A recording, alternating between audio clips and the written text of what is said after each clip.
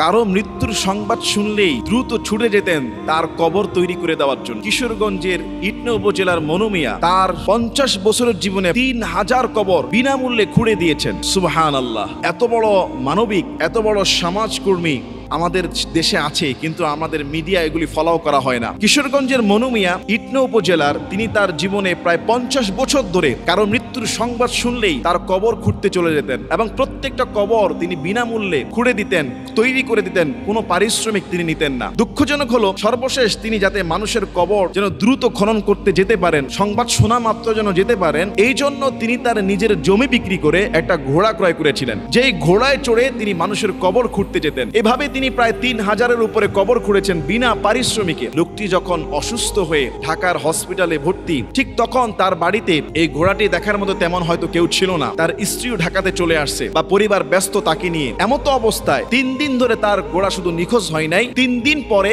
ওই এলাকার পার্শ্ববর্তী একটা মাদ্রাসার পাশে একটা জমির মধ্যে এই ঘোড়ার পরি পাওয়া যায়। এই ঘোড়াটিকে অস্ত্র দ্বারা তাকে নির্মমভাবে দুনিয়া থেকে বিদায় করে দেওয়া হয়েছে। এই ঘটনার তদন্তে একটা রিপোর্ট আমি দেখলাম, ওই এলাকার আরেকজনের একটা স্ত্রী ঘোড়া ছিল, তাকে নাকি মনু মিয়ার এই ঘোড়াটা আঘাত করেছে, যার কারণে ধারালো ওই প্রার্থী, ওই পরিবারের লোকেরা এই ঘোড়াটাকে নির্মমভাবে তাকে শেষ করে দেয়। এটা কোনো মানবিকতা হলো? মনু মিয়া নাকি এখনো পর্যন্ত এই সংবাদ শুনতে পান নাই। সংবাদ শুনলে তিনি মারাত্মক কষ্ট পাবেন এবং অসুস্থ অবস্থায় রয়েছেন, না জানি তার কি হয়ে যায়। যে মানুষটি সারা জীবন বিনামূল্যে মানুষের কবর খুঁড়ে দিয়ে, মানুষের কবর তৈরি করে দিয়ে বিনা পারিশ্রমিকে মানুষের সেবা করলেন, মানুষের সেবার জন্য নিজের জমি বিক্রি করে ঘোড়া ক্রয় করলেন দ্রুত চলাচল করার জন্য, সেই মানুষটির ঘোড়াকে পার্শ্ববর্তী আরেকটা ভাই এভাবে, আরেকটা পরিবার এভাবে আঘাত করে সেই ঘোড়াটিকে এইভাবে মেরে ফেলবে। সত্যি আমাদের বর্তমানে গ্রামের পলিটিক্স, পারিবারিক পলিটিক্স, সামাজিক পলিটিক্স, রাষ্ট্রীয় পলিটিক্স বোঝা খুব মুশকিল হয়ে গিয়েছে। আমরা এতটাই স্বার্থবাদী, এতটাই সুবিধাবাদী হয়ে গিয়েছি যে আরেকজনের কল্যাণ,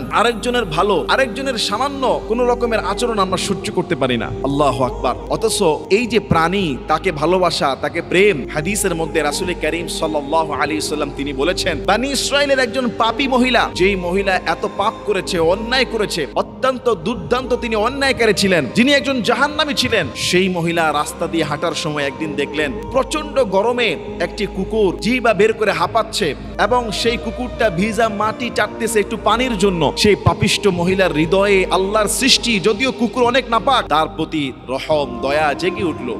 সেই মহিলাটা তার পায়ের মোজা খুলে তার শরীরের ওড়নার সঙ্গে বেঁধে কূপের মধ্যে ফেলে দিলেন এবং সেই মোজা ভিজিয়ে, সেই মোজা পানি চিপিয়ে চিপিয়ে সেই তৃষ্ণার্ত কুকুরের মুখে দিয়ে দিলেন। আল্লাহর রাসূল সাল্লাল্লাহু আলাইহি ওয়াসাল্লাম বলছেন, আল্লাহর সৃষ্টির প্রতি এই প্রেম আর ভালোবাসা দেখানোর কারণে আল্লাহ তাআলা সেই মহিলাকে মাফ করে দিয়েছে, তাকে জান্নাতি করে দিয়েছে। ঠিক আরেকটি হাদিসের মধ্যে আসছে যে আরেকজন নেককার ফরহেজগার মহিলা, ভালো মহিলা, কিন্তু সে একটা বিড়ালকে বেঁধে রেখেছিল, তাকে কোনো দানা পানি দেয় নাই, এমনকি তাকে ছেড়েও দেয় নাই যে সে কোনো পোকামাকড় খেয়ে বাঁচবে। কিন্তু মহিলাটা ছিল নেককার, ভালো, ফরহেজগার। এই বিড়ালটাকে বেঁধে খানা পিনা না দিয়ে তাকে করার কারণে, তাকে মেরে ফেলার কারণে রাসূল করিম সাল্লাল্লাহু আলাইহি ওয়াসাল্লাম বলছে এই নেককার মহিলাটা হয়েছে জাহান্নামী। তাহলে আল্লাহর সৃষ্টির প্রতি প্রেম দেখালে, ভালোবাসা দেখালে আল্লাহ তাআলা জান্নাত দিয়েছে। আল্লাহর এই সৃষ্টির প্রতি বাক শক্তিহীন বোবাই প্রাণীর সঙ্গে অবিচার করার কারণে নেককার বান্দি জাহান্নামী হয়েছে। আজকে কিশোরগঞ্জের ইটনা উপজেলার মনু মিয়া, সে তো ভালো কাজ করে ফেলেছে, আল্লাহর দরবারে সে নাজাতের উসিলা আমার মনে হয় অনেকটা করে ফেলেছে। বিনা পারিশ্রমে মানুষের কবর খুঁড়ে দেওয়া এটা সাধারণ চারটিখানা কথা না। সবাই কবর খুঁড়তে পারেও না, আর সবাই এরকম বিনামূল্যে শ্রম দিতে চায়ও না, আর সবাই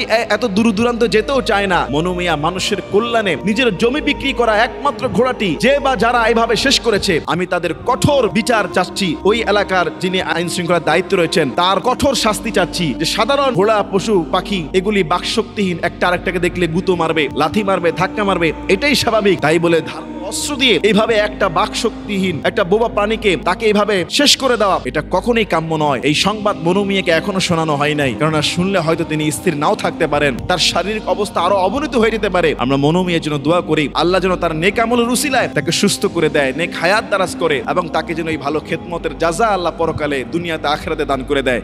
আমিন।